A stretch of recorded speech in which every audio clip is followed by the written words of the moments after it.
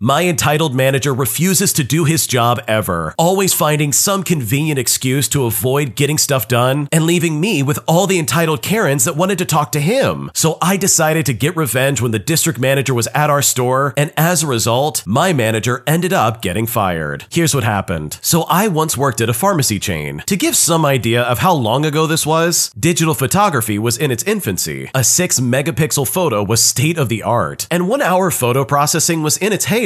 I worked in the photo department, which doubled as customer service and/or the complaint department, and managers had to do all refunds since it required a key. The problem was that most managers didn't enjoy having to put up with a typical customer who wanted refunds and would often try to put it off if there was anybody, customer or otherwise, they could possibly help. Now, I owe that job a certain debt of gratitude, as it taught me a lot about how to deflect blame from yourself and instead send it to people who are higher up in the chain of command, which is usually where it belonged. Anyways, one day the PA system decided that it was being too quiet when employees used it to page, and suddenly any announcement we made was loud enough to be heard at the fast food drive-thru next door. And I'm guessing that a software update of some sort went sideways. I managed to figure out within a day or so that holding the phone backwards but otherwise speaking normally when paging would result in the PA system producing a more reasonable volume, as opposed to trying to find the right distance and vocal volume worked. Well, I shared this with my coworkers, and it became the new norm for paging announcements, and thus began my reign of terror over the management team. Now, nothing had changed about their lack of enthusiasm in handling refunds, but when they tried to pretend that I didn't exist, I would pull out my trump card and play it against them. And basically, I would say something like, "Do I need to turn this phone around and page it? Because trust me, I'll do it." It was usually enough to convince them to stop ignoring the angry Karen and quickly finish up with whatever they were doing. One particular manager decided he was going to call my bluff one day. He finished up with a customer that he was working with and came by to let me know that he was going on break, having waited for the refund customer to be about 20 feet away looking at something. I waited for the door to the employee area close, then I went over to the customer, who was a Karen through and through, and I honestly don't really blame the manager for not wanting to deal with her. And it was right then that I suggested she might want to plug her ears, because what I was about to do next is going to be very loud. I then followed through with my threat towards the manager, and I jumped on the PA system and I said the following: "Mr. Manager, please come to photos for a refund." The entire store went dead silent for a good 4 or 5 seconds. Even the music was quieted for a moment while the software parsed what I had just done to the PA system. The manager came out, did the refund, gave me the dirtiest look that you could possibly imagine, and then went back to take his break. Well, fast forward a few weeks and the PA system still hasn't been fixed. Other managers, having heard that I was in fact not afraid to follow through with my threats of using excessive volume, practically materialized from the ether, sometimes several at once, as soon as I made the page that I needed one of them to help a customer. But the one I actually did hurt the eardrums of, on the other hand, has not learned his lesson, and is again taking his time in coming to my counter to issue a refund. And this is one of my regulars. It's not even the same customer. This manager lazily strolls right past the counter and goes straight to the stock room saying that he'll be back in a few minutes. I then let him know that I'm gonna turn this phone right around on him, but he says again that he'll be right back while maintaining his nonchalant pace. Now, what I didn't realize was that the district manager was at the store at the time. He overheard me saying that, and I probably turned pale when I saw him come out of an aisle and head my way. He asked me, "What did you say?" But he sounded more confused or curious than upset. So I explained and said, "The PA system only works right if you hold the phone backwards and talk into the back of the mouthpiece when you page. They will hear us next door if we page holding the phone normally, and I've got a customer waiting for a refund." Now, the customer tried to wave it off and be like, "Oh, it's all good, I can wait," but the district manager wasn't having it. He said that customers come first, and that the manager is checking on something that he asked him about. The district manager then gives me the go-ahead. He says, "Call for the refund, and this time, don't hold the phone backwards." So I decided to maliciously comply. I picked up the phone, I said to the customer, "You may want to plug your ears." Now, the customer thought I was joking, but did so anyways, but the district manager did not. I then said the following again into the PA system. I said, "Mr. Manager, please come to the photo department for a refund." Now, again, there was a stark silence. The manager came out of the stockroom, ready to lay into me about having used the PA system in such a way, as well as hurting his eardrums again. But he held his tongue when he saw the district manager scowling in his direction. He did the refund, the district manager apologized for the wait, all while staring daggers at the manager. manager and said he wanted to talk to him in the stockroom after the customer had left. I was amused to note that the manager didn't dawdle when heading to the stockroom this time, walking as fast as he could without actually running. The district manager took a couple of steps to follow, but then paused and asked me how long the PA system had been doing that. And after I told him it's been going on for about a month or so, he stated, "Well, I saw the fixed ticket for it a ways back, but I didn't realize that it was this bad. Don't worry, I'll escalate it." He then turned and followed the manager into the stockroom. Now here's the craziest part about all this. The PA system was replaced before the end of the week, but so was the manager, and thus ended my reign of terror over the managers, though it made enough of an impact that they decided not to ignore refund pages after that. You know, just in case I or another photo clerk decide to find a more horrifying way of ensuring that they comply and do their job. Wow, that's an awesome way to get back at a manager. Like seriously, that manager was not doing their job. They saw that there was a need, but instead of addressing that need, they decided to run away because they didn't want to deal with Karens. But like, sure, I don't think anyone wants to deal with an entitled Karen, but you are literally a manager. This is your job to take care of these situations. So honestly, good for the original poster for stepping up and getting this all taken care of. And obviously, I don't think you were trying to get anybody fired, but truly, in my opinion, if someone is not doing their job and that as a result is affecting your job, then that person absolutely should be replaced. If you like Am I the Jerk, you're probably going to love Am I the Genius. Check it out, link down below in the description. Also, go to amithejerk.com/submit if you would like to submit your own stories. My boyfriend is constantly talking to other women in our relationship, constantly allowing messages from his ex-girlfriends, as well as liking bikini pictures of women on Instagram. And after dealing with this for several months now, I'm finally at a breaking point and I now seriously don't know what to do. Here's what happened. So my boyfriend and I met each other in May of 2022 when I was passing by his city on a trip. I was happily single for 5 years and not keen on a relationship, and he had broken up a 2.5-year relationship 1 year ago. We got along very well in our ways of thinking, as well as what we intended to do with our lives. He started messaging me every single day when I left his country and asked me to pass by his city again before going back to my country. So you know what? I did just that, and we had an amazing few days. Once I moved permanently to his country, again, he asked me to spend a few days with him in his city, and so I did just that. I later found out he saw his ex, and she stayed at his flat, where they lived together for a year, the same day that I left, and this was in the beginning of August. Well, he apologized and recognized he should have told me but was afraid of my reaction, but swore that nothing happened. She simply is from out of town and had nowhere else to stay. He also said that we are not boyfriend and girlfriend, but recognized after months that he was manipulating me to think that we were in a relationship. In the end of August, he came to the city I live in with his friends, and he would stay here for 2 weeks after his friends left with me. During this time, he confessed to having hooked up with someone he met at a party and pretended to be surprised by my being upset. Again, after months, he admitted he was wrong. On the 3rd of September, he asked me to be his girlfriend, and in October, moved permanently to where I am where we live together. Now, during this time, many times things were really great, but there were some things that really rubbed me the wrong way. For starters, he liked bikini pictures of women on Instagram. Now, he does not see anything wrong with it, but stopped doing that because I do see something wrong with that. He also invited me to go to an art exhibition and omitted that the artist was his ex-girlfriend's current boyfriend. He also didn't tell me that his ex has a debt with him and they are constantly communicating about a payment. Well, yesterday, I went to use his computer for a meeting and he had forgotten that his WhatsApp was open. His ex, who's not the same one, sent him a picture and asked if she looked good. And it's obvious that she was looking for some kind of validation, but he not only said yes, he also said, "If you send me pictures like this and my girlfriend's around, you're gonna start World War III. She would say something like, "Why? Because of a picture?" But then he responded by saying, "She'll be jealous because my beautiful ex is sending me pictures." And she replied by saying, "Yeah, and you're responding." Then she mentioned the project my boyfriend and I are working on, and I saw they had a couple of messages above, but the rest my boyfriend had erased. He erases his messages just like any other piece of garbage person would do. I don't think I can get over his constant breaches of trust and his need for validation and keeping doors with women open. What should I do? Your boyfriend's a piece of garbage. I can't believe he's acting like this, and honestly, what you're going through is so unfair. Think about it. He's talking to a previous girlfriend behind your back, and he's calling her beautiful and pretty and all this other stuff, and he obviously doesn't see that this is a big problem. Like, he's pretending to be surprised when you're upset, as if somehow the problem's with you instead of him. Like, he's the one doing these things, it's not you. So for him to be willingly open to all this kind of like validation from other women he's dated, that in my opinion is super toxic, and you do not need that for a second. Because I know if I was in your shoes, I would want my partner to value me instead of other exes that they've been with. And the fact that your boyfriend isn't doing that honestly is a complete shame. My parents have stopped talking to me after I got married and moved away. And after being so close to them for so long in my life, I feel like I don't even know them at all, as they have completely cut me and my husband out of their life. And after reviewing my options and trying to find some kind of solution, I am seriously now at a loss and I don't know what to do. Here's what happened. Okay, so for a bit of background, I used to be incredibly close to my parents, especially my mom. This changed though when I got engaged in June of 2021 and things started going downhill with my parents. My parents seemed to be disappointed in the engagement ring I got, which is not a real diamond by the way, the type of wedding we were planning where only my parents were invited and we basically just eloped right there on the spot. Not to mention my husband and his family not being as well off. I mean, they seemingly had a problem with literally everything going on. During this time period, my parents' expectations were difficult to manage, and they often said rude things to my husband and now myself. Now, as a side note, but somewhat relevant, my parents are immigrants and started out with just the shirts on their back. Neither of them completed high school because they had to work. Growing up, we didn't have much, and my parents sacrificed everything they could so that my siblings and I could have a better future. Because of this, there was never an option for my siblings and I to be average. We were all pushed towards university and had to make something of ourselves. Now that my parents are in their 60s, all their saving and penny pinching has paid off in the sense that they have millions from investments. And this is mostly from real estate that has skyrocketed in value and generates income from rent. Now back to the unfolding of events, and during our engagement, my fiance and I decided we couldn't afford housing in our high cost of living city, mostly because renting and owning was way too expensive. We told our parents that we're going to move to someplace affordable after we get married, but if they want to help us stay near them, we need help with a down payment so that we can afford a mortgage. My husband's parents said no, but that they'll support us in our move, mostly because we would need an incredible amount of money to have a mortgage be affordable on our salaries. And when it came to my parents, they offered us one of their rentals at a slight discount. Now, we were happy with the options, but ultimately decided moving to a cheaper city was our best option. Plus, we didn't want my parents as landlords. But you know what? This was the needle that broke the camel's back. In June of 2022, we ended up getting married, and in August of 2022, we moved across the country to another major city that was much more affordable and had jobs in our industries. After moving, my parents slowly stopped answering my phone calls and my text messages. And when they did answer, they were short and didn't have many positive things to say. Typically, they would just ask when we were moving back. Well, fast forward, and it was in February of 2023, after trying to reach out and not getting callbacks, that I finally decided to stop chasing after them. And in return, they still to this day have not called me. I never expected them to enact a silent treatment, and this I feel has gotten really out of hand. My siblings have told me that my parents will never reach out to me, and they are incredibly mad. And I don't really know what I would say if I call them up, or even if they would answer in the first place. I'm not really sure how to mend this fence in my life, but my thoughts are to try and reach out so all this craziness can stop. I'm not sure what they would be receptive to other than me moving back. I mean, if an olive branch doesn't work, then I'm content to put this to rest and just try and move on. Wow, that's really petty behavior from your parents. First of all, based on the way that your parents act, I don't blame you for saying, you know what, I don't want you as a landlord. I feel like that would be an invasion of privacy left and right, and you and your husband would never have any time to yourself. Your parents seem like the type of people who would definitely cross all your boundaries and then act like you're the one with the problem when you get upset. So in my opinion, getting out of there and moving to a more affordable city is absolutely something that I would have done if I was in your shoes. Now, when it comes to the relationship with your parents, I think reaching out might not be a bad idea at all, because obviously you want some kind of conversation to come out of this. You want to talk to them and be like, hey, listen, let's figure this out and squash this beef. Because if you really think about it, the way they're acting is really unreasonable. Like, I just don't see a logical reason for them to cut you off entirely and act like, oh yeah, you're the problem child, all because you didn't want to live in their house and you didn't want to live in the same city that was already so expensive. So in my opinion, with all things considered, I don't think you did anything wrong by branching out and getting running away from your parents. Because based on the way you're acting right now about you making your own decisions, I'm willing to bet that they would have cut you off regardless, even if you did live in their home. My elderly dad, who I've been caregiving for, is making my life absolutely unbearable. And now I'm in the process of trying to move out, and of course, he's making this process as difficult as possible. Here's what happened. So I've had issues with my dad's narcissism throughout my entire life. 3 years ago, my mom passed away unexpectedly. I was closest to her and my family, and we all miss her so deeply. Since her passing, I have stepped up to help my dad with meal prep, as well as general appointments for the last year. And I even ended up moving in with my dad to help him full-time as a caregiver. I gave up my apartment at the time. I had just gone to school to finish my degree prior to this, and basically put my life on pause to help him out. Now here's the thing, I knew what I was getting into, because I had issues with him prior, because he is narcissistic and difficult at times, but I also knew that he was in a vulnerable state, having been in the hospital several times earlier in the year, and I thought it was the right decision at the time. He said he would give me $500 a month as payment, which I agreed to at the time, but looking back now, it wasn't nearly enough for the amount that I should have been receiving, for the amount of care I was giving. Several months ago, I told him I'm not comfortable with the amount of payment per month, and at minimum, I would need $1,100 a month. Now, this is still a very good deal for him, basically getting his daughter to caretake for him, essentially full-time for that amount a month. A lot of professional caretakers would be several thousand at least. It was an uphill battle. He fought having to give me that amount and thought that I should just be doing it without worrying about money. 2 months ago, after conflict over time was building up for me, I told him that I'm going to be looking for apartments again, and I want to move and he will need a professional caregiver. At the time, he basically freaked out and was trying to get me to stay without directly saying that. He liked having everything done for him and didn't want a stranger in his home. I told him that this was my plan and that I was going to be looking at places. I also started to look at jobs. Things got put on hold after his health issues increased, however, so I had to pause my job search as he was having more immediate issues that I needed to take care of. The issue is that I've been financially dependent on him since I have moved into this place. Prior to that, I was in school and basically put my life on pause afterwards, and now it creates a very tricky dynamic with the money issue. I had been looking at some apartments recently, but finding it difficult to find one that's priced reasonably. Within the last few days, my dad has suddenly been asking me a lot about when I'm leaving and also telling me that he wants me to leave. I found this to be very strange, being that even when there was no issue recently, he's been trying to push me out the door. I feel that it's a control thing because he has a lack of control in his life with getting older and having health issues, that he's still trying to assert his authority and make it seem like he's having me leave instead of me leaving on my own. However, this has created a very anxiety-based dynamic for me the last few days. Obviously, he told me that if I don't leave by next month, he's not going to financially support me anymore. Obviously, I do want to leave, being that I originally told him this, but at the same time, I do not want to be pressured into settling for an apartment that's either too expensive for me to afford, or that it's simply something that I don't like. It's very strange to me that he's suddenly trying to push me out the door and basically trying to derail my finances. I gave up the last year to help him and caregive for him, and he has no appreciation. I know that the logical answer is to obviously find a job right now, and that is what I'm trying to do, but the issue is that he is still expecting me to caregive for him in the interim before moving. I'm feeling very anxious as I don't like this type of pressure. I would honestly love suggestions about this. Trying to talk to him is increasingly difficult. He gaslights me, and he basically bullies me into submission more times than not. Yesterday when this was happening, he called me an idiot, he told me to shut up, he told me that he knows how I am and that I would never find a place if it weren't for him pushing me around. He has offered to pay for the first month or two of rent, but at the same time, I need time to actually find a proper paying job now without any kind of pressure. Now, like I said, obviously I more than anyone want to leave, but the issue is that he's trying to now push me out the door and act like he's going to kick me out on the street when I've been caregiving for him if I don't find a place within the next few weeks. What should I do? Honestly, this sounds like an awful situation. Here you are giving all your time and energy, and your dad is basically taking advantage of it. And now that you're trying to move out, he's trying to gaslight you into thinking that he's the one pushing you out the door. So honestly, I really feel for your situation, and hopefully you're able to find something soon, because the way your dad is treating you is so unfair, and I don't blame you for wanting to move out. When you subscribe, make sure to hit the bell to turn on notifications. ones. To finish listening to all the stories, check out the playlist at the top of the description. And if you want some chill music to put on in the background, check out easymode. If you like Am I the Jerk, subscribe to Am I the Genius. Everything will be linked down below in the description.